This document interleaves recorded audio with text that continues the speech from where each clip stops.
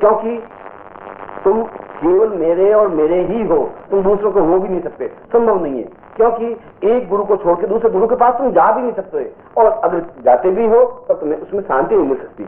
क्योंकि तुम्हारा मेरा संबंध इस जीवन का संबंध नहीं है, तुम्हारा मेरा संबंध बाप बेटे भाई बहन का संबंध नहीं है, तुम्हारा मेरा संबंध शारीरिक संबंध नहीं है, तुम्हारा मेरा संबंध प्राणों का संबंध है, और तुम्हारा मेरा संबंध पिछले 25 जीवन का संबंध है। और इस 25 जीवन में तुम्हारी बागडोर मेरे पकड़ी हुई है, 25 बार तुम्हें पीछे आने के लिए प्रेरित किया है।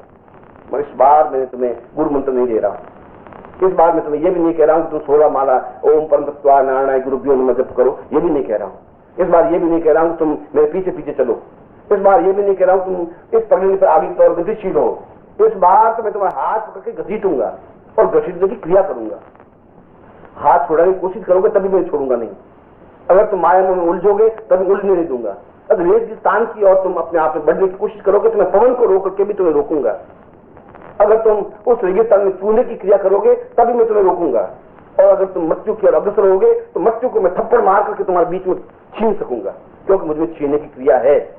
मुझे मृत्यु से पंजे गड़ाने की मुझे ध्यान है, मैं उसकी आंख में आंख डाल कर बात करने की क्षमता रखता हूं, मैं यम को ठोकर मार करके बात कर सकता हूं। क्योंकि इस बार मैं शिष्य को हाथ से खोने नहीं देना चाहता हूं, इस बार तुम्हें भटकने नहीं देना चाहता हूं, इस बार वापस मृत्यु के मुंह में अग्रसर होने नहीं देना चाहता हूं। मैं चाहता हूं कि तुम इस बार वापस जन्म लेने की क्रिया नहीं बने, इस बार तुम वापस मलमूत्र में विसर्जित नहीं हो, इस बार वापस तुम शुद्धता नहीं प्राप्त करो, इस बार तुम्हें गति प्राप्त करनी है और ये जीवन तुम्हारी जिंदगी का अंतिम जीवन बने, यह अपने आप बुद्धत्व का जीवन बने। तुम एक हाड़ मांस के बने हुए व्यक्ति, एक मलमूत्र से रिक्त व्यक्ति, एक मामूली सी घटना के उत्पन्न होते हुए व्यक्ति, जब मेरे से तुम्हारा स्पर्श हुआ है तो ठीक वैसा स्पर्श हुआ जैसे लोहे से पार्श का स्पर्श हुआ है, और जो ही लोहा पार्श को स्पर्श करता है अपने आप स्वर्ण बन जाता है और तुम स्वर्ण बनने की क्रिया की ओर अग्रसर हो। मगर अगर उस स्वर्ण पर रेत पड़ जाती है तो स्वर्ण भी छिपा हुआ दिखाई नहीं देता। मगर मैं तुम्हें पहचानता हूं, मैं तुम्हारे शरीर को पहचानता हूं, मैं तुम्हारे प्राणों को पहचानता हूं, मैं तुम्हारी चेतना को पहचानता हूं, मैं तुम्हारे कण कण से रग रग से परिचित हूं। मगर मैं यह भी जानता हूं कि तुम्हारे चारों और सैकड़ों प्रकार के शत्रु हैं और तुम उससे घिरे हुए हो, और इसीलिए मैं तुम्हें वापस आवाज दे रहा हूं। क्योंकि ये आवाज मैंने पिछले जीवन में भी दी थी, ये आवाज उससे पिछले जीवन में भी दी थी। मैंने तुम्हें बताया था कि ये जीवन तुम्हारा नहीं है, ये तुम्हारे माँ बाप भाई बहन संबंधी रिश्तेदार तुम्हारे साथ इस मृत्यु पथ पर साक्षीभूत नहीं है। जिस क्षण तुम मृत्यु के पास जाओगे, शमशान के पास जाओगे, तुम्हें अकेले भेजेंगे, उसमें तुम अकेले जाना होगा। तुम्हारा कफन उड़ा करके तुम्हें जला करके वापस घूम करके वापस अपने स्थान पे आ जाएंगे, तुम्हारे साथ कोई गतिशील नहीं हो सकेगा। इसीलिए उस रास्ता पर बढ़ने की क्रिया ही नहीं है। मगर 24 जीवन तक ऐसा होता रहा, और तुम्हारे प्रत्येक जीवन में तुम्हारा नाम, तुम्हारा स्थान, तुम्हारे जन्म होने की क्रिया, तुम्हारे माँ बाप, तुम्हारे भाई बहन और तुम्हारे जीवन के प्रत्येक क्षण से मैं साक्षीभूत परिचित हूँ और एक एक क्षण को जानता हूँ। अगर तुम कहो तो तुम्हारे 25 जीवन के नामों को बता सकूंगा, तुम्हें बता सकूंगा तुम कहाँ पैदा हुए, तुम्हें बता सकूंगा तुमने किस गर्भ से जन्म लिया और तुम कौन सी आत्माओं में भटकते रहे। क्योंकि तुम्हें आत्मा चुनने का, गर्भ चुनने का अधिकार नहीं रहा, क्योंकि तुम्हें ब्रह्म के साक्षात्कार हुए ही नहीं, उस ब्रह्म का आनंद तुम ले ही नहीं पाए, उस ब्रह्म की ओर बढ़े भी नहीं। और सबसे बड़ी गलती यह कि तुम पीछे रह गए और मैं आगे की ओर बढ़ गया। पर इस जीवन में यह गलती दोबारा नहीं हो सकेगी। इस जीवन में उस गलती को मैं होने नहीं दूंगा, क्योंकि पीछे बढ़ने के बाद मैं जब पीछे मुड़ करके देखता हूं तुम सैकड़ों मील पीछे खड़े हुए दिखाई देते हो। फिर मैं तुम्हें आवाज देता हूं, फिर तुम्हारे मेरे प्राण जुड़ते हैं, फिर तुम दौड़ करके मेरे पास आते भी हो और मैं कहता तुम कहां भटक रहे हो, ये क्या जीवन है, कैसा जीवन है, कहां तुम उलझ रहे हो, ये तुम्हारा जीवन नहीं है, ये तुम्हारे साथ नहीं चल सकते, यह केवल माया मोह है जिसमें तुम्हारे पिता तुम्हारे दादा सब सिक्त होकर के मृत्यु के अग्रसर हुए। तुम कहां मृत्यु के अग्रसर हो रहे हो, ये तुम्हारे जीवन का पाथेय नहीं है। और तुम्हारी बात सुनने के बावजूद भी तुम वापस उस पवन के झकोरों में एक तरफ बढ़ जाते हो। इसलिए पहली बार मैं तुम्हें दम ठोक करके तुम्हारे सामने एक दृढ़ता के साथ खड़ा हूं। पहली बार गुरु रूप में नहीं खड़ा हूं, स्तंभ के रूप में खड़ा हूं। पहली बार मैं तुम्हारे हाथ को अपने हाथों से पकड़ा है, पहली बार तुम्हारे खून को शुद्ध करने की क्रिया प्राप्त की है, पहली बार तुम्हारे सारे शरीर को कायाकल्प करने की चेतना पैदा कर रहा हूं, पहली बार तुम्हें ठोकर मार रहा हूं, इतनी गहराई के साथ ठोकर कि तुम्हें एहसास हो, दर्द हो, तुम कुर्बलाओ, तुम बिलबिलाओ और तुम तेजी के साथ गतिशील हो। और जहां पर भी तुम्हारा शरीर जड़ और चेतनता प्राप्त नहीं कर सकता हो वहां तुम्हें चेतना दूं, जहां शरीर तुम्हारा कमजोर होता हो वहां तुम्हें ठोकर मारूं। और मैं मारने की क्रिया जानता हूं, क्योंकि यह ठोकर मारने की क्रिया एक आनंददायक क्रिया है। दूसरे गुरु केवल संस्कारित कर सकते हैं, दीक्षा दे सकते हैं, मगर उन्हें इस बात को मालूम नहीं ठोकर मारने का क्या आनंद है और ठोकर खाने का क्या आनंद है, यह वो नहीं जान सकते। मगर 24 जीवन में अगर मैं तुम्हें जो कुछ नहीं दे सका वह इस जीवन में देना चाहता हूँ। 24 जीवन में तुम मृत्यु की ओर अग्रसर हुए, इस बार मैं मृत्यु से परे हटाने की क्रिया सिखा रहा हूँ, इस बार तुम्हें नया रास्ता दिखा रहा हूँ, इस बार तुम्हें बता रहा हूँ कि मृत्यु तुम पर इस बार झपट्टा नहीं मार सकती, ये गारंटी है, ये गुरु के शब्द हैं। इस बार मौत तुम पर हावी नहीं हो सकती, यह भी गुरु तुम्हें सामने कह रहा है। और इस बार तुम काल के ग्रास बन नहीं सकते, मैं बनने नहीं दूंगा, इसलिए कि इस बार तुम्हारे हर क्षण मेरी ठोकर तुम्हारे साथ है, हर क्षण मेरी चेतना तुम्हारे साथ है, हर स्पंदन में मैं तुम्हारे साथ हूँ, प्रत्येक सांस में तुम्हारे साथ हूँ, क्योंकि तुम्हारे प्रत्येक सांस का हिसाब मेरे पास है, तुम्हारे प्रत्येक चेतना का मेरे पास हिसाब है, तुम्हारे प्रत्येक अणु का मेरे पास हिसाब है। और जहां जहां तुम्हारा खून शुद्ध हो रहा है, जहां जहां तुम्हारी चेतना शुद्ध हो रही है, जहां जहां तुम्हारे विचार शुद्ध हो रहे हैं, वहां मैं ठोकर मार करके तुम्हें वापिस उस रास्ते पर गतिशील करने के लिए प्रेरित हूँ, क्योंकि मैं अपने पूरे जीवन को अपने शिष्यों को समर्पित कर चुका हूँ। मेरे जीवन पर मेरा कोई अधिकार नहीं है, मुझे अपने जीवन के अधिकार की याचना भी नहीं है।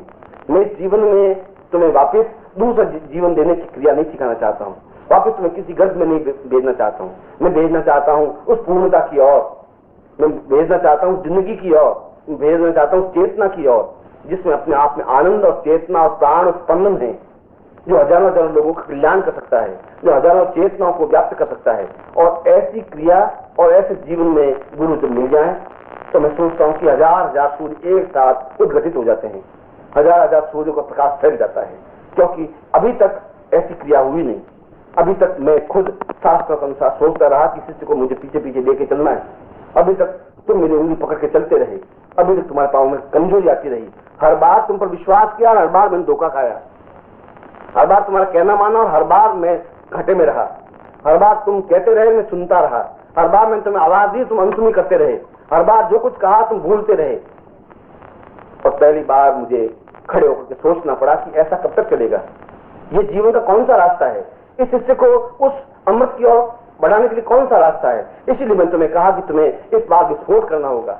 इस बार तुम्हें गुरु मंत्र नहीं दे रहा हूँ, इस बार तुम्हें बगावत सिखा रहा हूँ, इस बार तुम्हें चेतना दे रहा हूँ, इस बार तुम्हें जूझने की क्रिया दे रहा हूँ।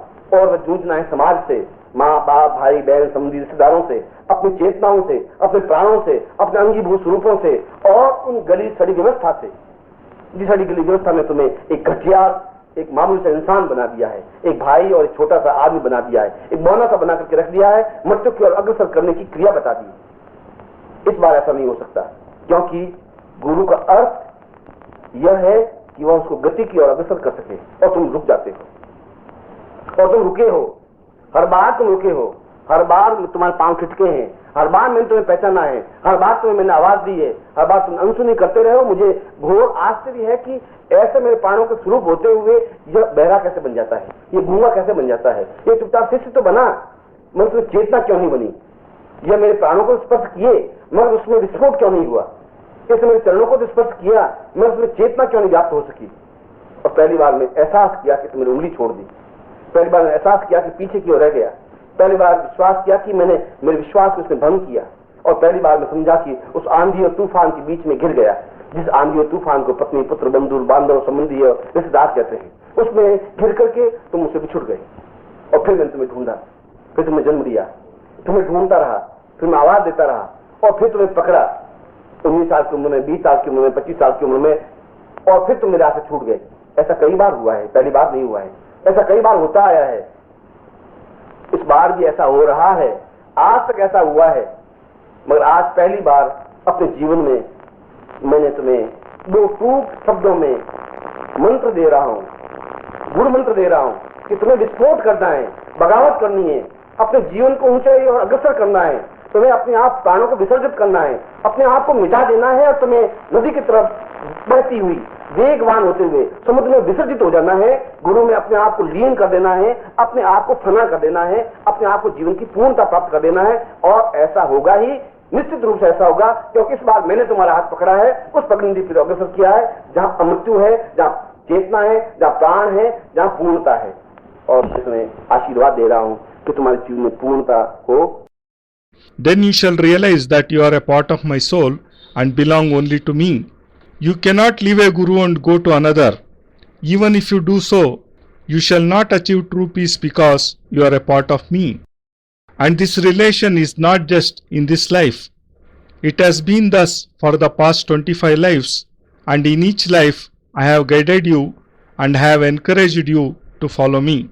But this time I am not going to do so. I shall not ask you to chant the Guru Mantra, Om Paramatatvaya Narayana Gurubhyo Namaha.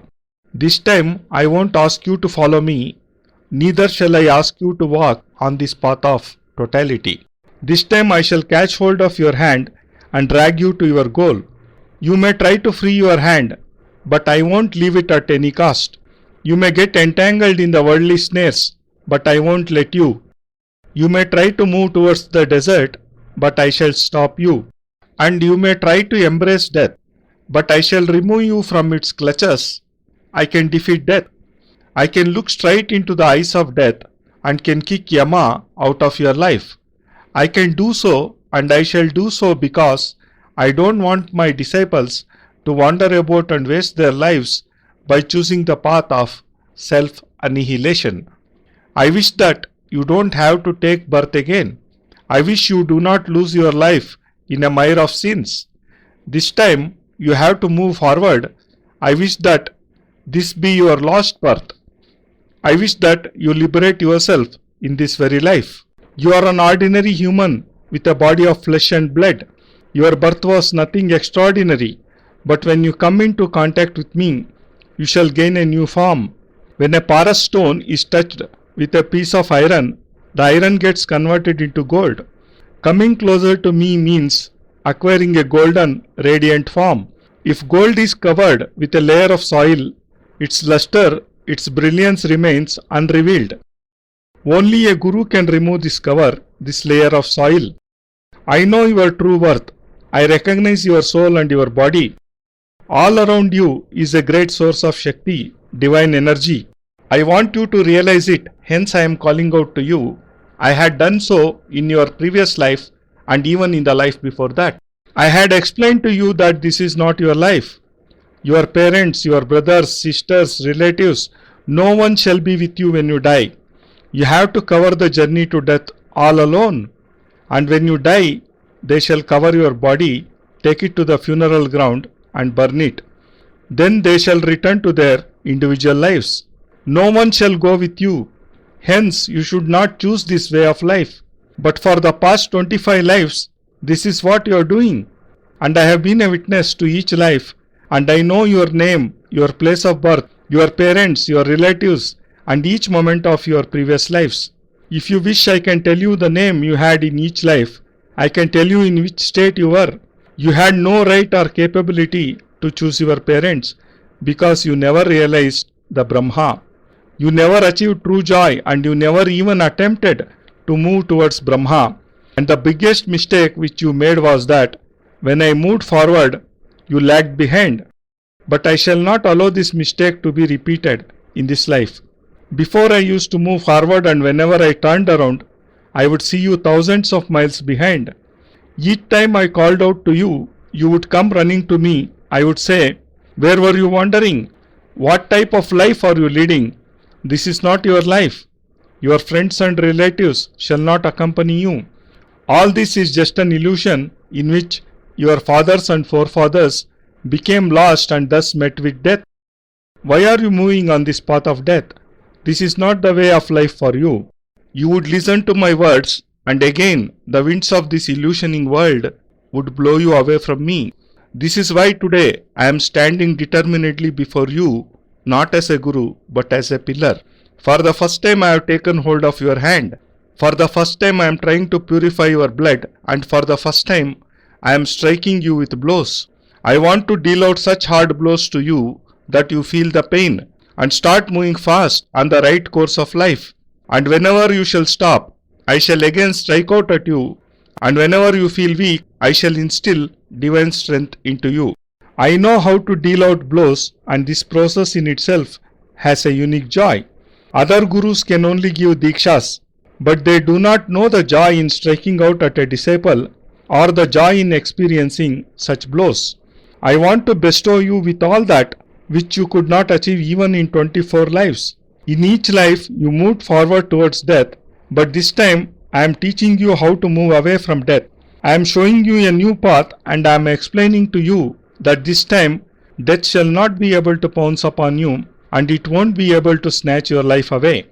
I will not let this happen because each moment my blows shall keep you alert and my divinity shall be with you.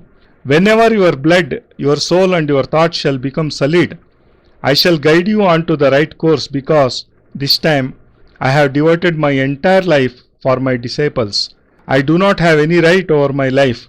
I do not wish to teach you the process of being born again. I don't want you to take birth again. I want you to reach that state of totality where you shall achieve true joy and the divine conscience. And this is possible only when you become one with the Sadguru. And if you do so, then your life shall be filled with the radiance of 1,000 suns. But till now, this has not happened. Each time I showed faith in you, but each time you betrayed me. Each time I listened to your words, and each time I was at loss. You kept speaking, I kept listening. Each time I called out to you, but you paid no heed to my words. Each time you forgot what I said to you and followed the wrong path. Hence, this time I had to think, till when shall this go on? And this is why I said to you that this time I shall not give you the Guru Mantra.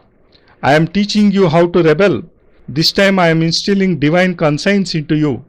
This time I am teaching you how to fight. And you have to struggle hard against this society, your parents, your brothers and sisters, your friends and your relatives. You have to fight the stinking orthodox system which has turned you into an inferior, miserable human and has taught you only to move towards death. But now this shall not happen because a Guru means one who leads his disciples to immortality. I have several times done this to you, but each time you have stopped and hesitated to follow me. And when you did this, I was really surprised to see how a part of my own soul became deaf and dumb. Why you could not awaken your conscience even after becoming my disciple? Why no explosive energy generated even after you touched my soul? And why you were not filled with divine enlightenment even after touching my feet? And on deep contemplation, I realized for the first time that you had lagged behind, and that you had betrayed my faith, and that you had been caught in the storm of social life comprising of your wife, sons, daughters, friends and relatives. And in that storm, you are separated from me. I searched everywhere for you. I kept looking for you, kept calling out to you, and then caught up with you. When you were 18 years old, 20 years old, 30 years old, again and again you let go of my hand, and each time this was repeated. This time too, this is what seems to be happening. This has happened till today, but now I am giving you a special mantra. You have to become explosive. You have to become a rebel. You have to achieve the highest echelons of life. You have to stake all you have and flowing like a fast river, you have to merge into the ocean. You have to fuse with the divine form of the Guru, and thus you have to achieve totality in life. I have guided you onto the path which leads to immortality, divinity and totality. And you shall surely achieve this goal because this time it is I who am holding your hand. May you achieve totality in life. I bless you. Jai Gurudev. Parampoojya Gurudev Yogiraj ಸ್ವಾಮಿ ನಿಖಿಲೇಶ್ವರಾನಂದಜಿ ಮಹಾರಾಜರ ಪವಿತ್ರತಮ ದಿವ್ಯ ಚರಣಾರವಿಂದಗಳಲ್ಲಿ ಸಪ್ರೇಮಪೂರ್ವಕ ಸಮರ್ಪಣೆ ಈ ಭಾವಾನುವಾದ ಅತ್ಯಂತ ಕೃತಜ್ಞತಾಪೂರ್ವಕವಾಗಿ ಗುರೂಜಿ ನಿಖಿಲ್ ಸಚ್ಚಿದಾನಂದ. ನಾರಾಯಣೋತ್ವಂ ನಿಖಿಲೇಶ್ವರೋತ್ವಂ ಮಾತಾ ಪಿತಾ ಗುರು ಆತ್ಮಾ ತ್ವಮೇವಂ ಬ್ರಹ್ಮಾ ತ್ವಂ ವಿಷ್ಣುರುದ್ರ ತ್ವಮೇವಂ ಸಿದ್ಧಾಶ್ರಮೋ ತ್ವಂ ಗುರುವಂ ಪ್ರಣಮ್ಯಂ ತ್ವಮೇವ ಮಾತಾ ಚ ಪಿತಾ ತ್ವಮೇವ ತ್ವಮೇವ ಬಂಧುಶ್ಚ ಸಖಾ ತ್ವಮೇವ त्वमेव विद्या द्रविणं त्वमेव त्वमेव सर्वं मम देव देवा। त्वदीयं वस्तु निखिलं तुभ्यमेवं समर्पयेत्। जय गुरुदेव।